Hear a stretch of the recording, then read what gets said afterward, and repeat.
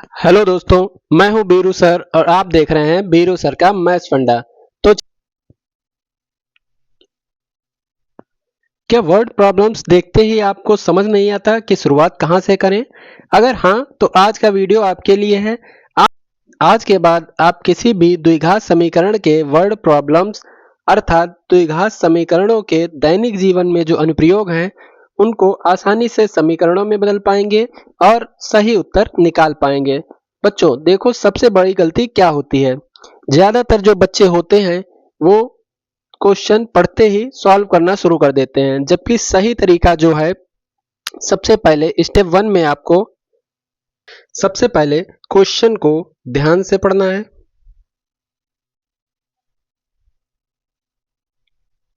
ध्यान से पढ़ना है। सेकंड स्टेप जो है स्टेप नंबर 2, फिर यह पहचानना है कि कौन सी राशि ज्ञात करनी है, यानी हमें अज्ञात राशि पर फोकस करना है कि हमसे पूछा क्या गया है। और थर्ड जो स्टेप होता है, उसमें हमें अज्ञात राशि को किसी चर में मान लेना है, जैसे कि x या y के पदों में, और फिर हमको स्टेप 4 में समीकरण बनाकर इनको सॉल्व करना है। स्टेप 4 में हमें समीकरण बनाना होता है। जो प्रश्न दिया गया है उसके अकॉर्डिंग हमें समीकरण बनाने होते हैं, फिर हम इसको सरल करना शुरू करते हैं। बच्चों पहला एग्जाम्पल देखते हैं। दिया गया है कि किसी संख्या का वर्ग 49 है, तो संख्या ज्ञात करो। सबसे पहले हम पर संख्या पूछी है, तो हम संख्या को x मान लेंगे। माना संख्या जो है x है, तो माना संख्या बराबर x।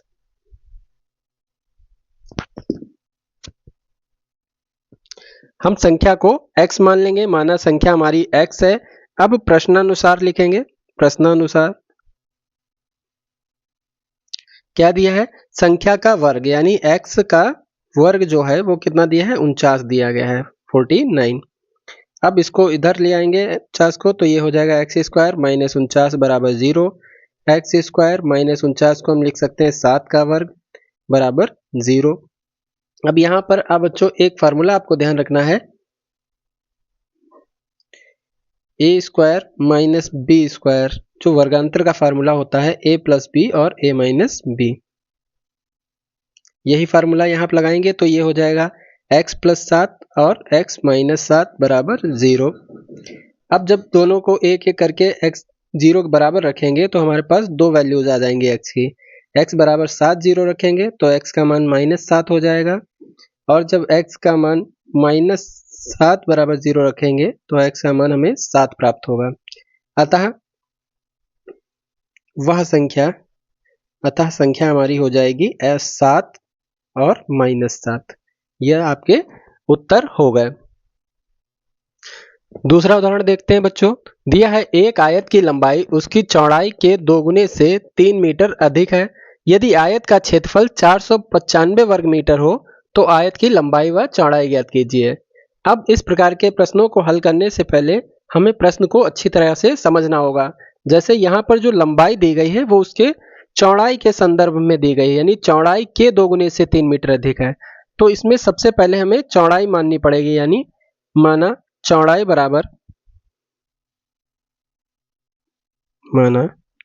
बराबर x मीटर है।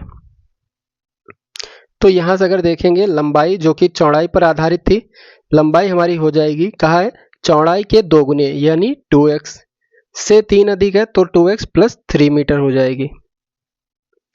अब प्रश्नानुसार देखते हैं। प्रश्नानुसार दिया है कि आयत का क्षेत्रफल, यानी आयत का क्षेत्रफल क्या होता है? लंबाई गुणे चौड़ाई। ये हमको दे रखा है लंबाई गुणे चौड़ाई कितना? 495 वर्ग मीटर। अब यहां पर वैल्यू दोनों रख दो, x और गुणे में 2x प्लस 3 बराबर ये हो जाएगा 495। अब गुणा कराएंगे तो ये हो जाएगा 2x स्क्वायर प्लस का 3x, और ये माइनस 495 इधर ले आते हैं। अब ये बन गया एक द्विघात समीकरण। इसको सरल करने के लिए हमें 495 गुणे 2, इसके गुणनखंड ऐसे करने होंगे जिनको घटाने पर 3 आता है। तो आप रफ काम अलग साइड से कर सकते हैं, मैं यहाँ पर आपको करके दिखा देता हूँ रफ में। तो आप क्या कर सकते हैं, 495 और 2 के गुणनखंड, ये आपको यहाँ पे नहीं करना है, ये आपको रफ शीट पर करना है। 495 को अगर हम गुणनखंड करेंगे तो 5 गुणे 99 और गुणे में 2 हो गया। 5 गुणे 99 को हम 9 गुणे 11 यानी 3 गुणे 3 गुणे 11 लिख सकते हैं और गुणे में 2 हो गया। अब यहाँ पे देखिए तो आपके जो गुणनखंड बन जाएंगे वो क्या होंगे, 11 तियां 33 और 5 तियां 15 दूनी 30 यानी 33 माइनस 30 के गुणनखंड बनेंगे। अब आगे देखिए तो इसको हम ऐसे लिख सकते हैं 2x स्क्वायर प्लस का 33x माइनस का 30x माइनस 495 इक्वल्स टू 0। अब इन दोनों में कुछ कॉमन दिख रहा है तो वो x है, तो यहाँ पे 2x प्लस 33 आ जाएगा, माइनस यहाँ से अगर कॉमन देखेंगे तो 15 आ रहा है, तो ये बचेगा 2x और 15 से इसको भाग करेंगे तो प्लस का 33 आ जाएगा बराबर 0। तो इन दोनों में हमारा उभयनिष्ठ गुणनखंड 2x प्लस 33 है, इधर बच रहा है x माइनस 15 इक्वल्स टू 0। अब एक बार यदि हम 2x प्लस 33 को 0 के बराबर रखते हैं तो यहाँ से 2x का मान आता है माइनस 33 और x का मान हो जाता है माइनस 33/2 जो कि ऋणात्मक है, अतः हम यह मान नहीं लेंगे। दूसरा मान हमारा x माइनस 15 बराबर 0 है, तो x का मान 15 आ जाता है, अतः आयत की जो चौड़ाई है वो आ गई 15 सेंटीमीटर। आयत की चौड़ाई बराबर 15 मीटर और लंबाई अगर बात करें तो 2 गुणे 15 प्लस 3 यानी 15 दूनी 30 और 3 33 मीटर हो गए। इस प्रकार से आयत की आपको दोनों विमाएं प्राप्त हो गई, एक उत्तर ये होगा, दूसरा उत्तर ये होगा। अब देखते हैं तीसरा और आज का हमारा आखिरी उदाहरण। दिया है 2 क्रमागत धनात्मक पूर्णांक ज्ञात कीजिए जिनके वर्गों का योग 365 हो। अब धनात्मक पूर्णांक दिए गए हैं क्रमागत, तो माना पहली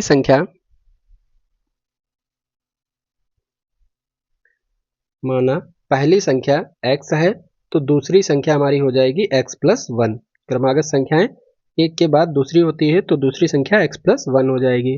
अब प्रश्नानुसार लिखते हैं। प्रश्नानुसार दोनों संख्याओं का वर्ग का योग, वर्गों का योग, तो x और x प्लस 1 का वर्गों का योग कितना हो जाएगा 365। अब अगर हम इसके वर्गों को खोलते हैं तो ये x स्क्वायर हो जाएगा, यहाँ पर a प्लस बी का होल स्क्वायर का फार्मूला लगेगा तो हो जाएगा a स्क्वायर प्लस 2ab, तो 2 इंटू एक्स इंटू 1 प्लस का b स्क्वायर, तो 1 का स्क्वायर इक्वल्स टू 365। अब इसको सही से लिखेंगे तो ये हो जाएगा x square plus x square 2x square plus ये हो जाएगा 2x और 365 इधर आएगा तो प्लस 1 माइनस 365 इक्वल्स टू 0। इसको ऐसे लिखेंगे 2x square plus 2x minus 364 equals to 0। अब इन तीनों में 2 कॉमन है तो इसको ले लीजिए बाहर, ये हो जाएगा x square plus x minus का 182 बराबर 0। 2 को 0 के बटे में भेज दीजिए तो ये हो जाएगा x square plus x minus 182 बराबर 0।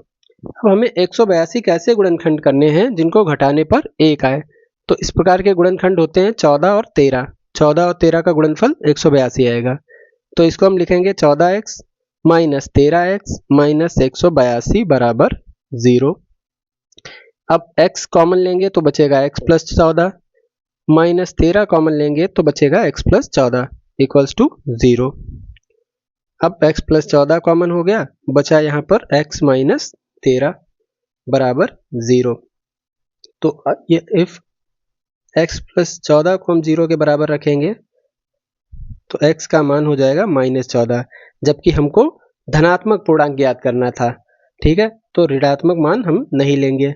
दूसरा, अगर हम x माइनस 13 बराबर 0 रखते हैं तो x का मान आ जाता है 13, अतः संख्याएं हमारी हो जाएंगी, अतः संख्याएं 13 और 13 प्लस 1 यानी 14 हो जाएंगी, संख्याएं हो जाएंगी 13 और 14।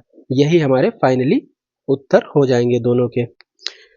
अब हम देखते हैं हमारे वीडियो का सबसे इम्पोर्टेंट हिस्सा, जिसमें हम देखते हैं कि बच्चे कौन सी कॉमन मिस्टेक कर दिया करते हैं। पहली मिस्टेक कि सीधे ही क्वेश्चन सरल करना शुरू कर देना। दूसरा है ऋणात्मक उत्तरों को भी सही मान लेना। और तीसरा जो बच्चे अक्सर गलतियां करते हैं कि सही समीकरण ना बना पाना। बच्चे क्वेश्चन को समझ नहीं पाते हैं और समीकरण गलत बना देते हैं, जिससे उनके उत्तर भी गलत आते हैं। चौथा है अचर पद के जो है गुणनखंड ना कर पाना। जैसे अभी 182 आया था या 364 आए थे, या इस तरीके से जो गुणनखंड होते हैं उनको सही से ना कर पाना। उम्मीद करते हैं आज का कॉन्सेप्ट आपको अच्छी तरह समझ आया होगा। आज का हमारा होमवर्क है, यदि किसी आयत की लंबाई उसकी चौड़ाई से 3 मीटर अधिक हो और उसका क्षेत्रफल 460 वर्ग मीटर हो तो लंबाई व चौड़ाई ज्ञात कीजिए। इसके उत्तर आप हमें कमेंट बॉक्स में दीजिएगा। अगली क्लास में हम एक नया अध्याय जिसका नाम है समांतर श्रेणी अध्याय 5 को लेकर आएंगे। इसमें जो भी आपको डाउट होंगे, जो भी प्रॉब्लम्स आ रही होंगी, उनको हम सरल कराएंगे और आपको इतनी आसानी से समझाएंगे कि आप इसको कभी भूल ही नहीं पाएंगे। अगर आपको आज का हमारा यह वीडियो पसंद आया हो तो वीडियो को लाइक करें, अपने दोस्तों का शेयर करें और चैनल को सब्सक्राइब करना ना भूलें। और यदि आप इंस्टाग्राम यूज करते हो तो वहां भी हमारे पेज को फॉलो करें। तब तक के लिए पढ़ते रहिए, मुस्कुराते रहिए। जय हिंद, जय भारत।